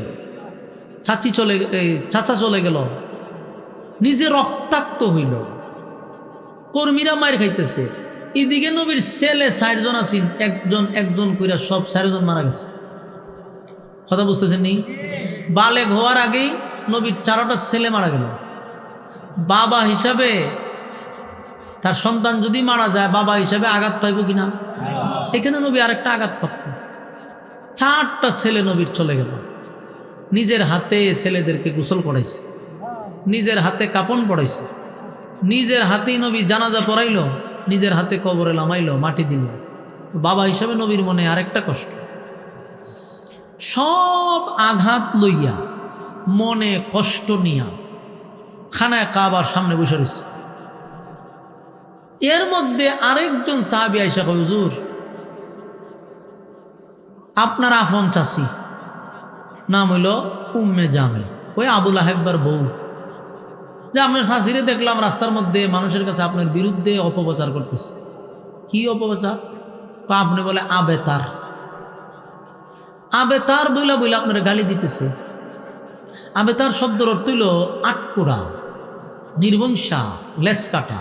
কথা বুঝতেছেন? রাসূল এরকম গালি দিতেছে। এই আবু লাহাবের বউ মানুষকে বুঝায়, তোমরা যার কালেমা পড়ছো, যার উপরে ঈমান আনছো, বাপ দাদার ধর্ম ছাড়ছো, সে তো নিজেই একটা আবেতার। নাউজুবিল্লাহ। সে মারা যাওয়ার পরে তার বংশ থাকবে না, তার নাম নেওয়ার মতো কেউ থাকবে না।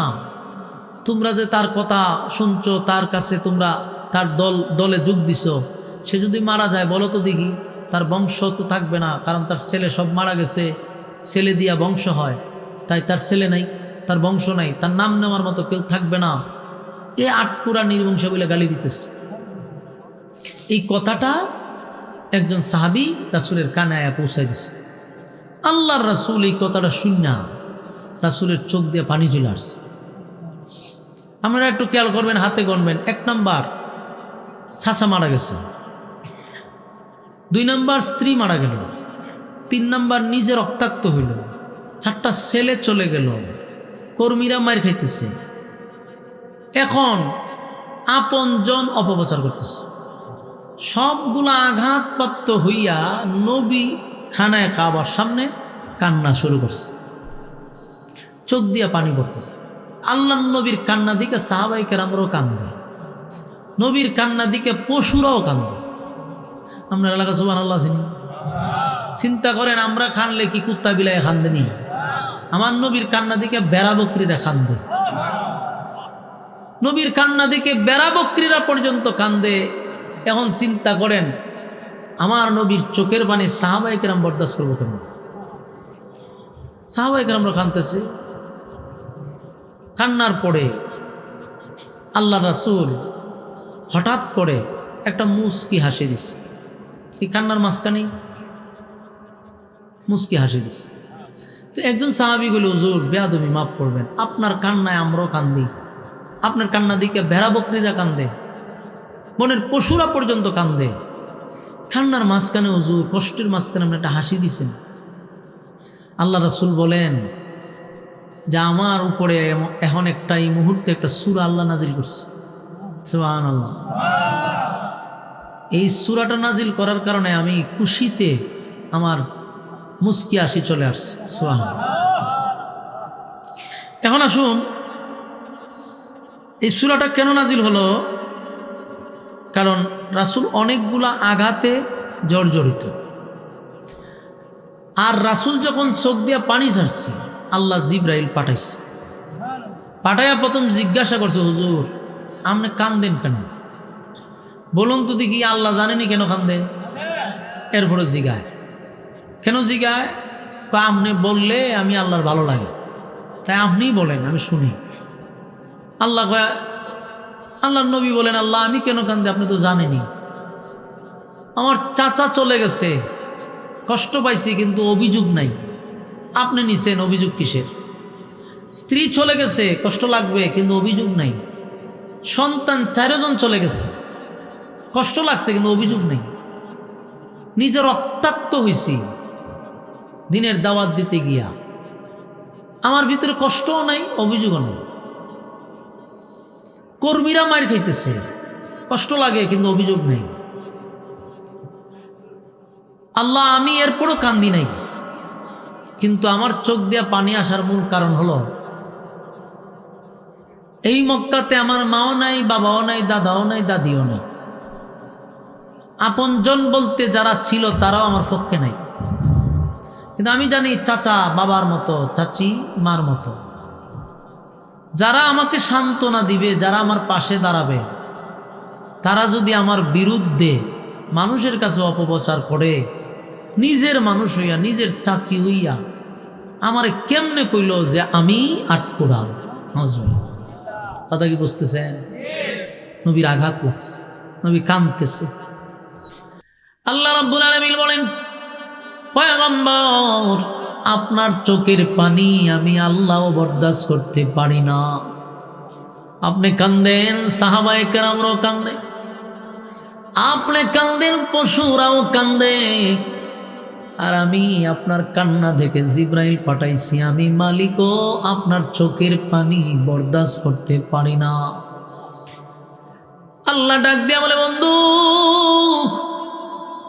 আপনি মাইর খাইছেন আমার দল করতে গিয়া, আমার দল করতে গিয়া মাইর খাইছেন। আল্লাহ এই জন্য অন্য আয়াতে বলেন, ওয়ালা সাউফা ইউতিকা রাব্বুকা ফাতারদা, আপনাকে অচিরে আমি খুশি করব, অচিরে আপনাকে খুশি করব, কারণ আপনি আমার দল করতে গিয়া মাইর খাইছেন, আমার দল করতে গিয়া রক্তাক্ত হইছেন। আমি আল্লাহ আপনার প্রমোশন বাড়ায়া দিব। এই জন্য আল্লাহ বলেন, ওয়ালা সাউফা ইউতিকা রাব্বুকা ফাতারদা। এর আগের আয়াতে বলেন, ওয়ালাল আখিরাতু খায়রুল লাকা মিনাল উলা। দুনিয়া আপনারে যা দিছি তা তো স্যাম্পল, দুনিয়ায় আপনাকে যা দিলাম তা শুধু স্যাম্পল, পরকালে আপনার জন্য আমি গোডাউন রাখছি। সুবহানাল্লাহ। ওয়ালা সাউফা ইউতিকা রাব্বুকা ফাতারদা। বন্ধু আপনারে খুশি করব, খুশি করব, খুশি করব। আফসোস লাগে রে, আফসোস লাগে, বাংলাদেশে একটা দল নিজেরে সুন্নি বইলা দাবি করে, নিজেরে আহলে সুন্নাত ওয়াল জামাত দাবি করে, সুন্নাত ওয়াল জামাতের সাইনবোর্ডটা ব্যবহার করে। এই সাইনবোর্ডটা ব্যবহার করে কত হিজড়াগুলি যে এখন আলেম সাজে, নাম দেয় আহলে সুন্নাত ওয়াল জামাতের বক্তা। মূলত এটা বেডা না বেডি আমার সন্দেহ লাগে রে। একটারে দেখলে বোঝা যায় গুরমার মতো, মেকআপ সেকআপ কইরা আসে, বাপ সাপ দেখলে বোঝা যায় তৃতীয় লিঙ্গের কোনো মানুষ হবে। আমার এই কথাগুলি বলতে বাধ্য হইছি, কারণ নাম লাগাইলি আশেকে রাসূল, নাম লাগাইলি আহলে সুন্নাত ওয়াল জামাত। এ যাবত আমরা দেখলাম কোনোদিন নবীর বিরুদ্ধে গালি দিলে প্রতিবাদ নাই, আন্দোলন নাই, মাঠে ময়দানে নাই।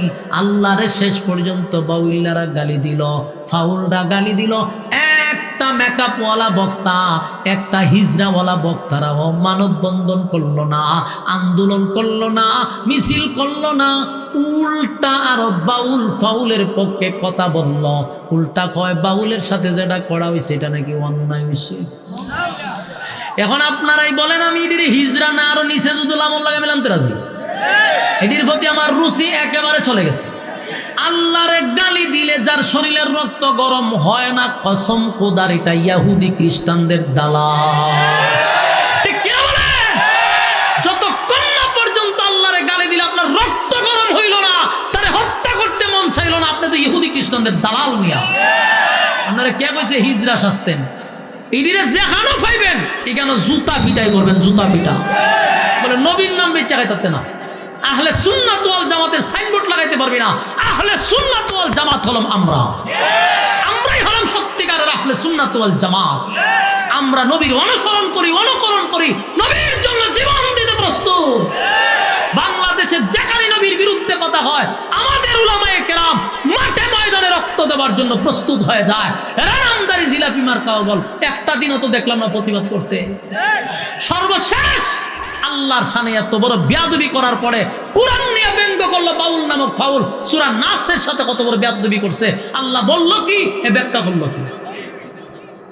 এরপরে ওই বাউল মার্কা বক্তাগুলি হয় বাউলের সাথে যা করা হয়েছিল অন্যায় করা হয়েছিল, তার মানে আল্লাহর গালি দিছে, এর মতে বালা করছে। নাউজুবিল্লাহ। এদেরকে আপনারা কোন অ্যাঙ্গেল থেকে আলেম বলেন, এদেরকে কোন অ্যাঙ্গেল থেকে আপনারা বক্তা বলেন আমার জানা নাই। একটা কথা ইয়াদ রাখবেন, কাফের রে যে কাফের বলে না, হতো কাফের কথা কয় না। মুরতাদ রে যে মুরতাদ বলে না, সব মুরতাদ। বাউল নামক ফাউল সে তো নাস্তিক মুরতাদ। ইসলামিক আইন থাকলে তারা কতল করা হইতো। এর পক্ষে যে নিল সেও ফাউল, বাউল, সেও নাস্তিক, সেও মুরতাদ। এই মুরতাদ গুলার আইনে বসায় বসায় বয়ান শুনেন আপনারা, আর বয়ান তো করেই না, করে তো ওই যে এনার থেকে শিখাইছে বাউল, এটি হলো বড় বাউল, এটি হলো ছোট বাউল। কথা কন না, দুটাতেই এক সুতায় বাঁধা। এটিও গান গায়, ডুল বাজনা বাজাইয়া, এটি ডুল বাজনা সারা গায়। বাস্তব কইছি না বাস্তব? ব্রাহ্মণবাড়িয়া কোরআনকে অপমান করছে, কোরআন শরীফ পড়ছে, কোরআনের উপরে আঘাত করছে। একটা তৃতীয় লিঙ্গের বক্তাটি প্রতিবাদ করতে দেখছেন? হ্যাঁ, কিন্তু নাম দেখি আহলে সুন্নাত ওয়াল জামাত। এরা আহলে সুন্নাত ওয়াল জামাতের বলে অত্যন্ত প্রহরী। হ্যাঁ, কি টাইটেল রে বাবা রে বাবা, অত্যন্ত প্রহরী।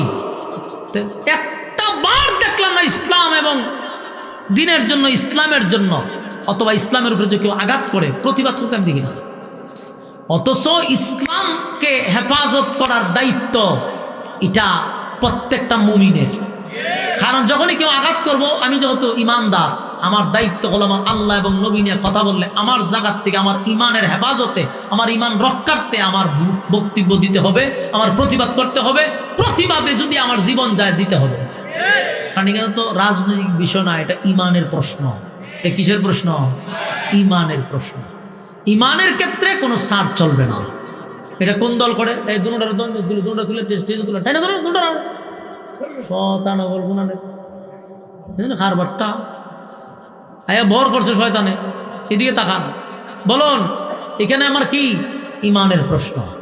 এখানে কি আমি দল দেখো? কথা হয় না। এখন মনে করেন আমার দলের নেতা, বড় একজন নেতা আমার দলের, উনি উঠটা কইল যে আমি কোরআন মানি না, আইন মানি না, আপনি কি তখন এই নেতারে পক্ষে কথা বলবেন? আমি তো এই কথাটাই বুঝাইতে চাই, যখন আমার আল্লাহরে গালি দিল তখন কি আপনি এই লোকের পক্ষে নিবেন? এরা তুই পক্ষটাই নিছে। তা আপনি এখন আমারে বলেন এই লোকগুলার আপনি কি আলেম বলা যাবে? কোনোদিন আর আলেম বলতে পারবেন? বলবেন এরা বড় বাউল, এরা ছোট বাউল। কথা বুঝতে পারছেন? এরা বড় ফাউল, এরা ছোট ফাউল, এটি বলতে হবে আজকের থেকে। আল্লাহরে গালি দেওয়ার পরে কয় তো বাউলের সাথে যে কাজটা করা হয়েছে এটা সম্পূর্ণ, হ্যাঁ, এটা বলে ভুল করা হয়েছে, তার সাথে অন্যায় করা হয়েছে। এটা কইছে কাটা জানেনি? ক্যাম্পাসার, ওই যে কি জিহাদি নাম দিছে যে মাথা পাতলা, হ্যাঁ, হে উঠতে কয় এটা অন্যায় বলে করা হয়েছে। কে রে? কারণটা কি? অন্যায় করা হয়েছে মানে আল্লাহরে যে গালি দিছে এটা তোর ভাল লাগছিল, এর লেগে অন্যায় হয়েছে, তারে গ্রেপ্তার করনে। এরা যেখানে পাইবেন এই বাউলটা যেখানে ঢুকানো হয়েছে এর ওইখানে ঢুকাই তুইব। এ সাপোর্ট করলো কে রে? এ বাউলটা সাপোর্ট করলো কেন? এরা ধর তুইব তো। এরা যদি আশেপাশে পান দইরা ওই বড় বাউলের কাছে ছোট বাউল নিয়ে জমা দিবেন, বলে তুমি এক সুতায় বান্ধা, এটার যে গতি এটারও এই গতি। এটা আগে বাউলগিরি করতো মঞ্চে, এখন আয় ওয়াজ মাহফিল। কেন রে? আল্লাহরে গালি দিল, তোর বুঝি খারাপ লাগছে? হ্যাঁ লাইব কয় অন্যায় করা হয়েছে বাউলের সাথে। ধরবেন বড় বাউলের কাছে এটার ফাড়াইবেন, বলে তোর ওয়াজের মাঠ তোর না, তুই ফাউল, তুই হের কাছে যা। বদমাইশ বন্ড কোথাকার, আল্লাহরে গালি দিছে, হে উত্তর দে কয়টা অন্যায় করা হয়েছে। অন্যায় করা হয়েছে, আমার আল্লাহরে গালি দিব, আমি বুঝি অন্যায় করছি এর গালি দিয়া। দাঁড়ে ফাইলে তো বাউলটা মাঝে জিব্বা টান দিয়া কুত্তা নাস্তা বানাই দিল। কথা কয় না? সান্ধু এটা জিলাপি খাওয়ান না, সান্ধু এটা খিচুড়ি খাওয়ান না, এটা এই দেশের মানুষের ইমানের ব্যাপার। এখানে তুমি আঘাত করবা, তোমার জায়গা মতো ভাড়ায় দেওয়া হবে। কারণ আল্লাহ এবং রাসূলের সাথে মানুষের কোনো কিছু চলে না। তখন মানুষ চিন্তা করেন এটা কেডা। কথা বুঝতেছেন? আজকে যদি এই কথাটা ডক্টর ইউনূস বলতো তাহলে আমরা কি ছেড়ে দিলাম? হইলে বাউলের যে গতি সে ডক্টর ইউনূসের এই গতি তো। কারণ এটা তো ভাই কে নেতা কে খেতা এটা দেখার বিষয় না তো, এটা আমার ইমানের সাথে সম্পর্ক। বাস্তব না বাস্তব? এখন আসুন, আমার মূল জায়গায় আমরা এক থাকতে হবে। আমরা যদি মূল হই না থাকে আপনার সাথে কিসের সম্পর্ক? আমরা তুমি মুসলমান হই না।